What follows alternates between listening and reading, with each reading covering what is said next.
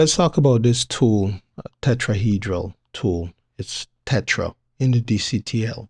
So in DaVinci Resolve Studio, only in Studio this is possible. You have these kind of, let's call them plugins that you can add to your entire setup. I'm going to put on screen the full length name of what a DCTL is. But what it basically does is it extends the color grading capacity of Resolve. It's really, really powerful. There are some very intelligent color scientists out there who are programming extra, aka plugins, for Resolve that allows you to do things that the normal tools sometimes cannot do. This is one of them. This is a free tool. I'm going to put the link to this tool in the description. This tool is based on what's called tetrahedral math. If I'm not mistaken, if I am, I'll add it on the screen. What it basically does, it allows you to tackle colors in a very, very clean and precise way. I'm going to show you how that plays off in here. Let me go to here because I think this one here gives you a really good idea. So whenever you're using this tool, my advice is always to be looking at your vector scope view. That's the only one you're going to need because you're just shifting around colors and the strength of the color. That's where you got to be thinking about. So if I'm looking at this, right, for instance, this here, this color, this is magenta. This is that tool there. When I look at this tool, I can see the word magenta here. Magenta, red, magenta, green, magenta, blue. When you look at the vector scope, you're seeing the red, green, and blue. Magenta, the opposite of magenta is green. So that is its complementary color. You have that same effect when you go here. When you're dealing with tint, you can see here, you're moving magenta to green. That's the opposite of it. So what we want to do, if we want to affect this, we have to look at magenta only, which is this one. So let me just move around the slider just in general so you can see. You see, it's only affecting magenta.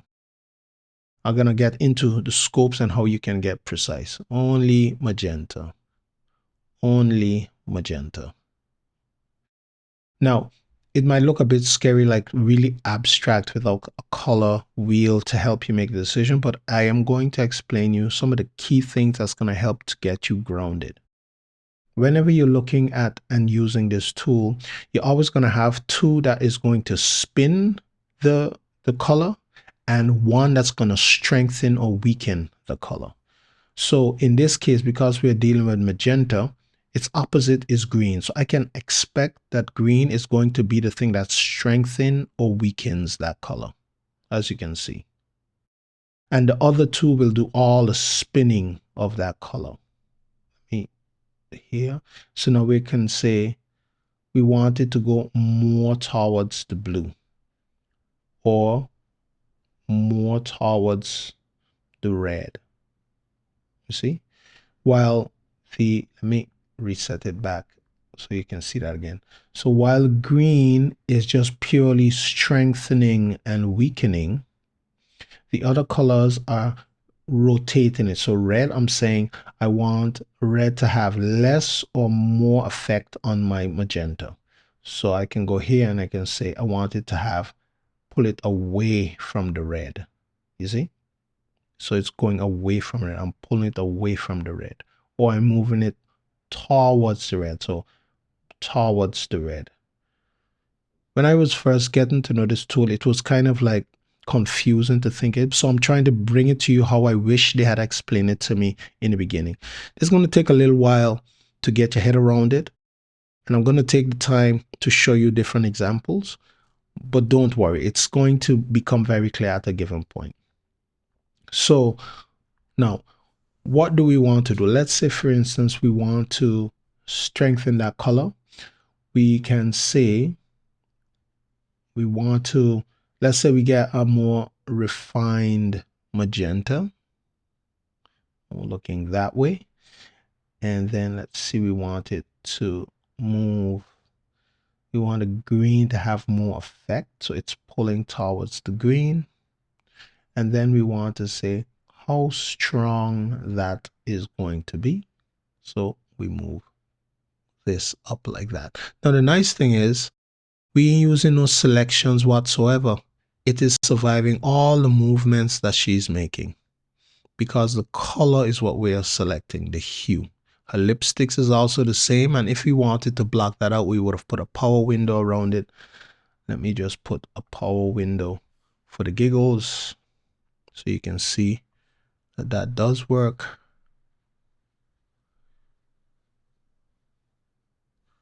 You see? So if we wanted to, let me turn this off.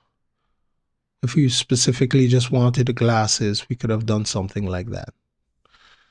Okay, so let's turn that off. Okay, so reset this.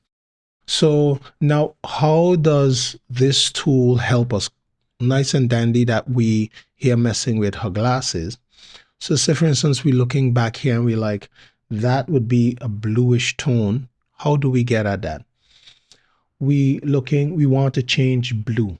So no, well, it's blue, it's cyan. So let's say we want to change cyan. Remember, I tell you, always one of them is going to be focused on the strength of that color. The opposite of cyan is red. So that is going to be the strength. Look for cyan, it has a red, yeah. So that is going to be the strength. You see? The stuff in the background is changing. Let's just focus on here because the cyan tint isn't all fully there, but let's focus on there. You can always push this tool to the point where it looks horrible, but you know how it goes with color grading. You have to be subtle in your changes. So let's reset. Let's see here, reset this one also. Yeah, let's reset the whole thing. Okay, now let's focus on back here. We are looking at more the cyan. So let's go to the cyan, and I want the green to have more effect on it or less effect on it. If I push it more this way, then we can get less of a bluish tone and more of a cyan. So what we want to do is now let's look at this light amount of cyan in the background. It's very faint. So we go up here and we look at the cyan. Remember, one of them will be the strength. And the strength in this case comes from the opposite color is the red. So we know we should be looking at the red. So we can say we add a little more effect. And now we can swing it in which direction we want it to be more strong towards. So we can say we can push it that direction, a more minty color, or we can go the other way, more bluish. So we can look at before and after. You can see the rails are getting a color in the background. That is with just, let's go back and add some magenta. Let's do the magenta thing again. Let's go and add a little strength. Red. Let's make it more red-ish. You don't always have to touch all the knobs that are there. Sometimes you can just decide, you know what, I'm going to leave one completely neutral without touching it. So now we have a pretty strong effect in the glasses. And the crazy thing is, if you want, which is really crazy, you could just, oh, wrong one. Let me do that. If you want, you can simply say, let's go to here. Let me see here. Yeah, green. If you want, you can say, completely make it light colored.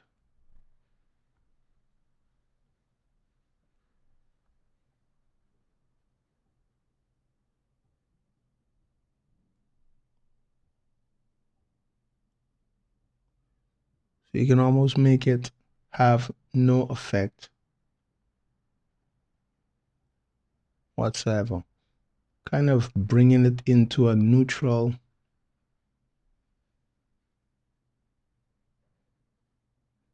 Almost not even there.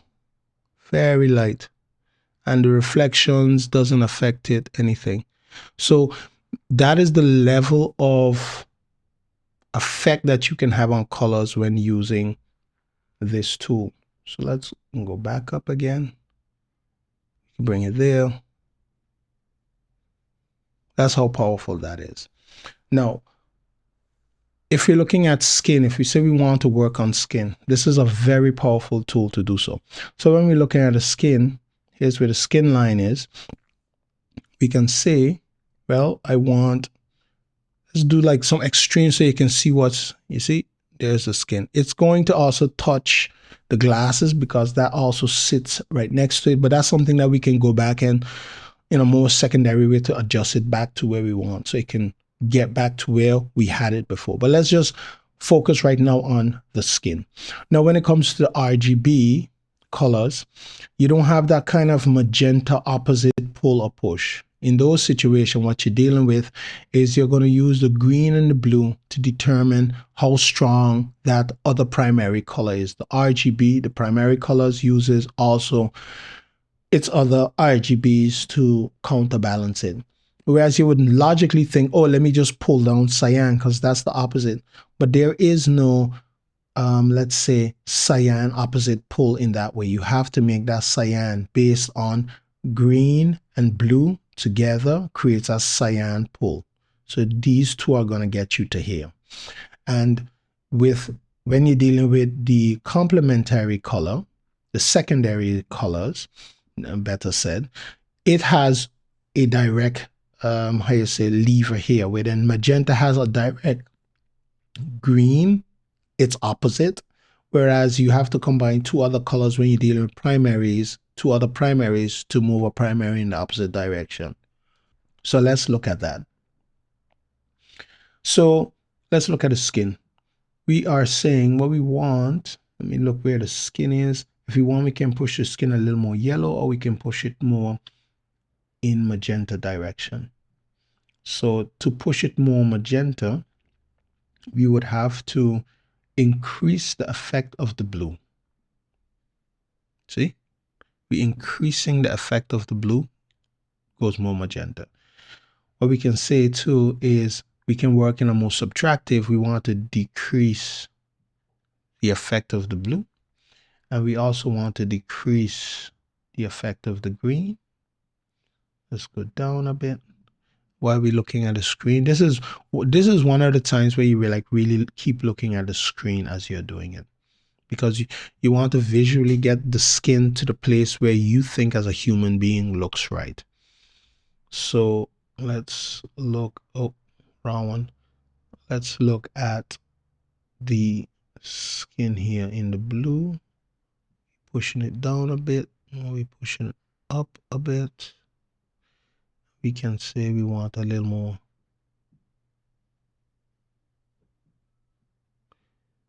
We can push a little more red in that direction, or we can continue to get to that color by bringing down the other two so that it stands out. The red then stands out, I should say. Yeah, we can bring down the red a little bit. Okay, so now we went from this to this.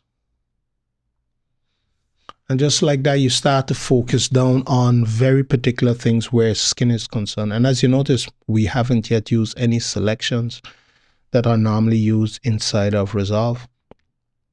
So this tool is very powerful in many ways. Now, you think, okay, how can we white balance with this thing? You can do that down here with the whites. So if I say I want this whole environment to be more cooler, we have here the white, blue, white, green, and white, red. So what we do is if I wanted to go more colder, we move it that way. The entire trace then moves more the opposite way. I hold down the shift button so I can make less movement, and then I just move the trace so you can see. Oh, that's a big jump. You can see we are affecting the entire trace. So now we have It may cool out. We can either go warmer or we could go a bit cooler. Let's go warmer so that brings more effect and helps with how we were going in the direction of the skin anyway. So we now push the entire image more to a warmer look. Before, after, before, after. And remember what I said, if we wanted to get this back to where it was, then we go and we tweak and we do what we need to do with magenta itself. Because let's say, for instance, let me see, magenta still exists. So let's look at green.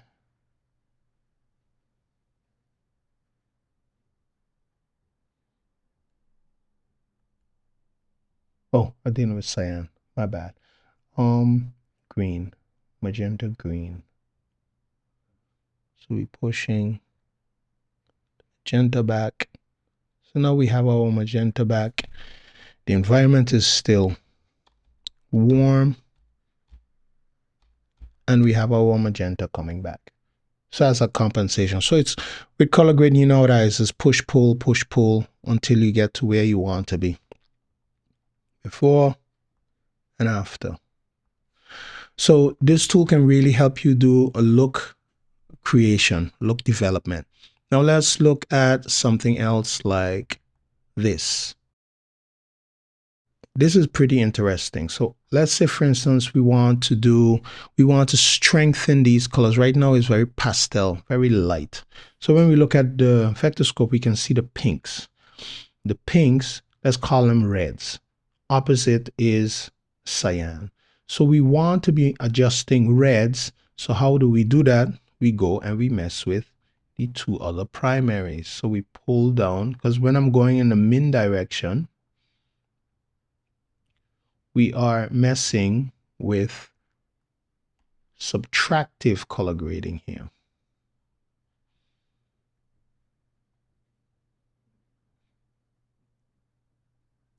Okay, it's going subtle. You can see, let me go up closer, then you can see it better. Before and after. Before, after. Let me do a little more so it becomes more evident.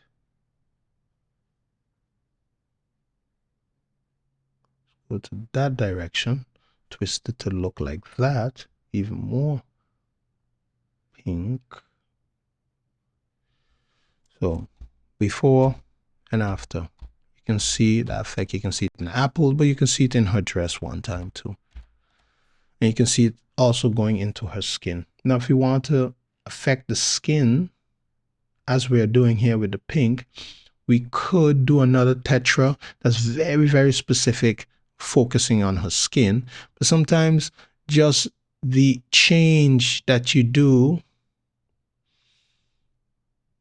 let's see here, the change that you do in one place has the value and effect of helping other things along the line. I am seeing, I think it has to do with, let me see here, seems to be, is jumping in and out of that color grade. I think the camera must have had some sort of auto white balance. This is stock footage that I found. So like for instance, we go to here. Oh, wait a minute. Oh, I see what's going on. For some reason, I clicked by mistake. I clicked on the keyframes. So let's go back here and redo that. Because it was like, hey, how come the color grade is just jumping on and off? Let's go back to here. We want to do subtractive. So we do that. See what effect. So I want her skin to be more there. Still want some more of that strength.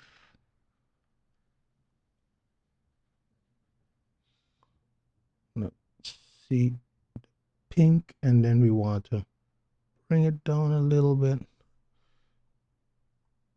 Before and after. Yeah. Now, so for instance, when we pull back, we can see her shoes. And if that's cyan, if I want a cyan to have more effect, cyan has a red. So I know the red is going to be the one that's going to strengthen, and the other two is going to be the ones that will do the swinging of that color. I want it to be stronger. So I want the red to have less effect on the cyan. So I have to bring it down.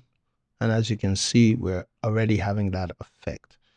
Now, what I want to do is, do I want to swing it more greenish or more bluish? Let's go to more bluish side. So I want to increase the effect that the blue is having, aka swinging it more bluish. So now we have a before and an after. Now we could be looking at a green and we say, I would like a deeper green. The green sits here in a yellowish, greenish tone. What I've found quite often, it is be better to make changes in, if you're looking at leaves and trees, it's often moving the yellow does have more effect than moving the green itself. So let's try that first. Yellow, the opposite is blue. So I know the blue is going to do the strengthening of that color. So it's going to decide how strong that color is going to be. And the other two will do the swing. Do we want it more orangish? That pushes us more towards the reds. Or do we want it more greenish? That pushes us the opposite direction. I think in nature, it could be more. Let's go about here and let's increase that green by, let me see, what am I looking at? Oh, wrong thing. Sometimes you can just by one miss. Yeah, okay. Let's see where that takes it. On the wrong thing again. I'm trying to affect is yellow. Yeah, up in the wrong place. Okay, so let's look at the blue. We making it more green by decreasing the effect that the blue has.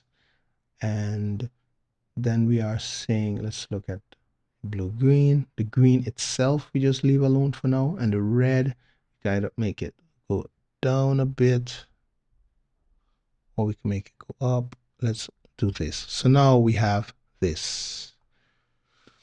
So we've gone from pretty not so saturated color, strong colors, to a more strong colored image. This is just helping you to get an idea of how you gotta perceive this tool to be. It looks very complicated, but once you start to get a hang of it, it's gonna get better.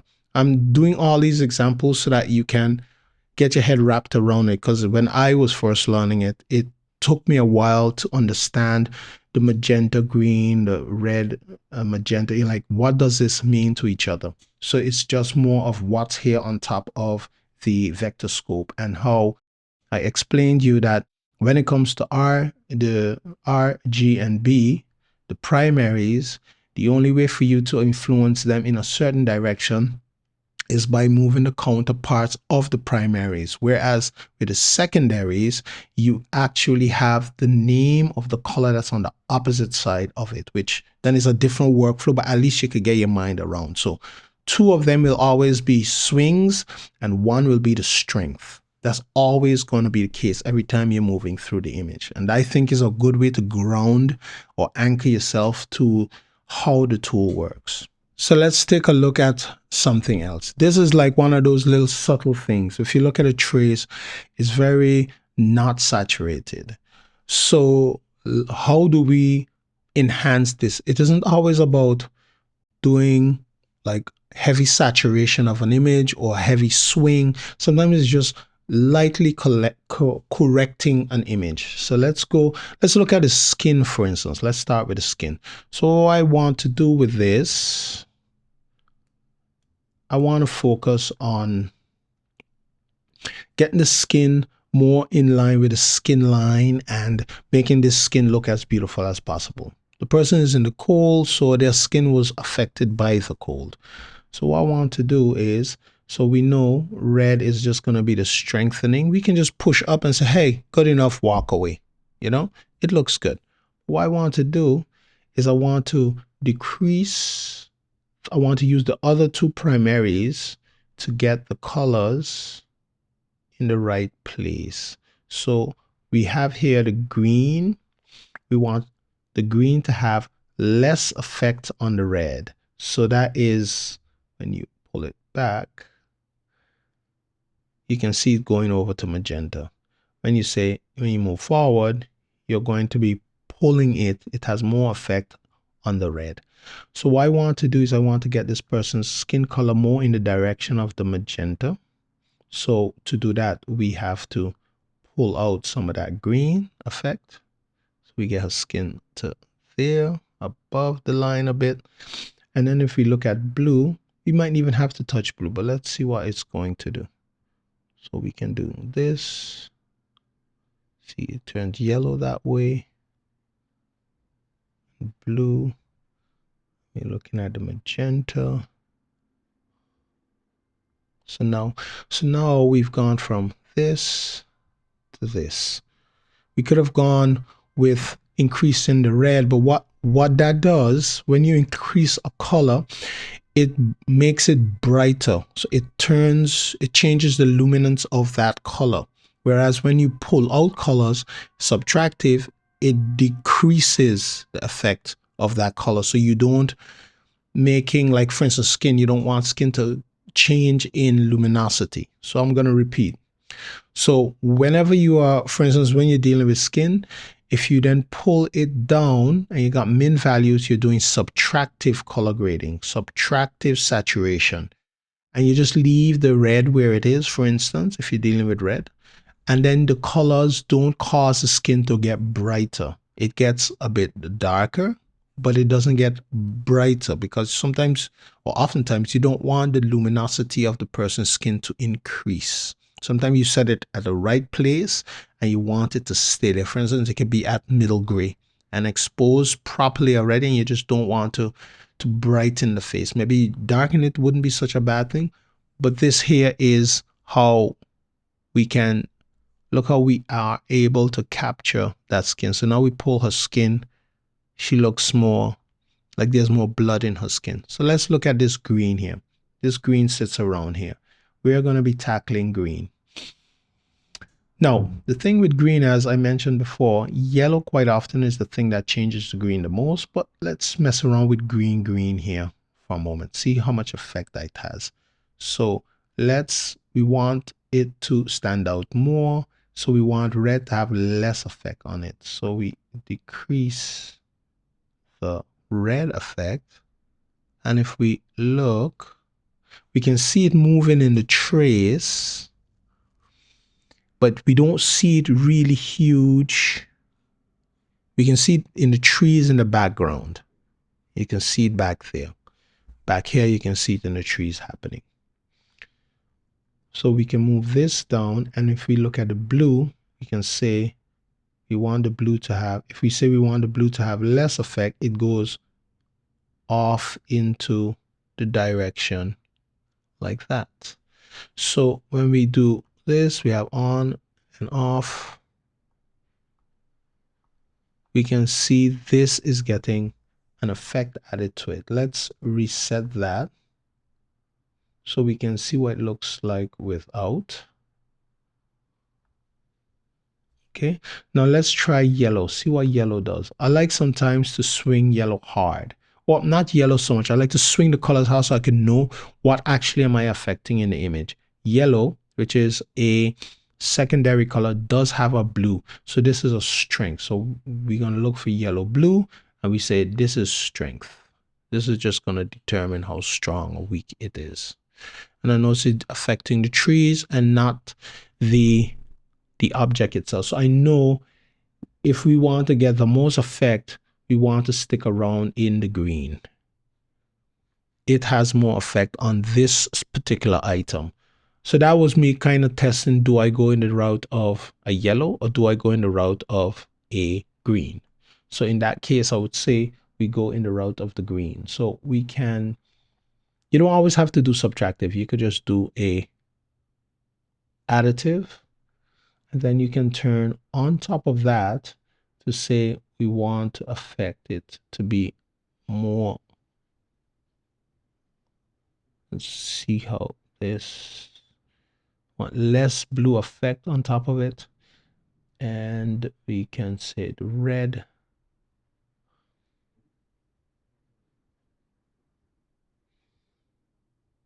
Now it still is a bit subtractive. So now we can go from this to this. And this is once again a subtle change. Now if we want to deal with the blues, we can say this more looks cyanish. Cyan's opposite is red. So we can say we want less red effect on this cyan. So we pull that down just slightly. So now we've gone from this to this. And that is the effect of that tool. Just you can do something, you see it also happen in the sky. So you can do something really subtle and have a huge effect. Look how her skin now is gone from that greenish, yellowish color.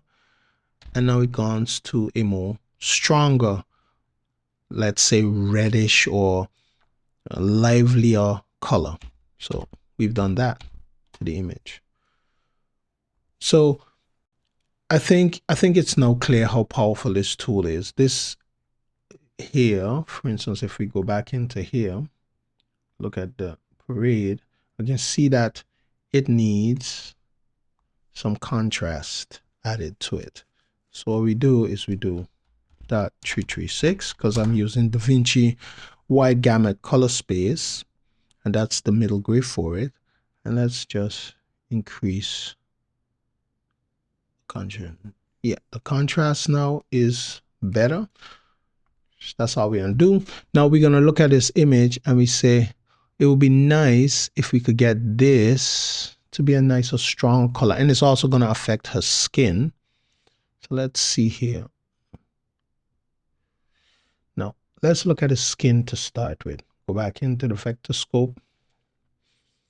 Let's see what happens when we say we want the green to have less effect. So we pull that up. That's already nice. Oh, wait, let me do it like this. See, it takes that green out of the skin, and we don't need to touch blue. That already is a nice change. Let's look at that. Before and after. Let's go back to here. Before and after. You can see, like you can see the knuckles, the skin. Doesn't really affect this as much. Now, that reddish, strong reddish color, that could be over here.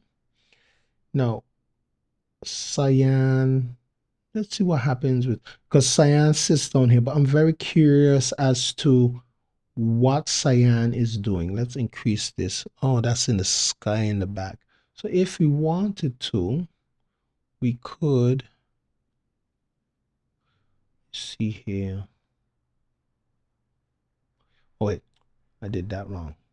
Let's go to here, cyan, and we can increase the effect of the red, thereby strengthening the cyan. And so now we have this. So now we're creating a nice look here. Now let me see where exactly this thing lies. This is going to be like really, really up on it. So I want to see how much can we affect that. This is .150. Let's see. A little like that. And the blue, let me see if we pull the blue and we say we want it to have more effect. Yeah. So notice we didn't touch the red. What we did is we subtract the effect of the other colors on the red channel. So it becomes more reddish. That red becomes more reddish without increasing its brightness. So we went from, let's look at this. So we went from this. Oh, let me do it like this on just one node so we don't affect with the contrast. We went from this to this. I think the skin really improved in that way. Yeah. So I hope this gives you a good idea of how this tool can be used to do look development. It's extremely powerful, and it can do from the color grading aspect in terms of shifting hues in a very, very precise way, to even to the white balance aspect. If we say like we want less red inside of this image, what we would do is we would then bring it over. We say less red effect, we cool it off a bit, but still our skin isn't affected in a way that, because it's focusing on the white, it isn't affecting the skin as much because it's focusing on the brightest part of the image in essence. So when you move it, you're moving it more like that. So if I do a before and an after, you can see before it's yellowish, and now we have her still red, but we can see a little bluish in terms of the color temperature of the image. So if we wanted her skin to even still have more effect, just the red, so then we say we want the green to have less effect, and we look at the blue. Let's see here. Let's see. Let's reset that one there. Let's see here.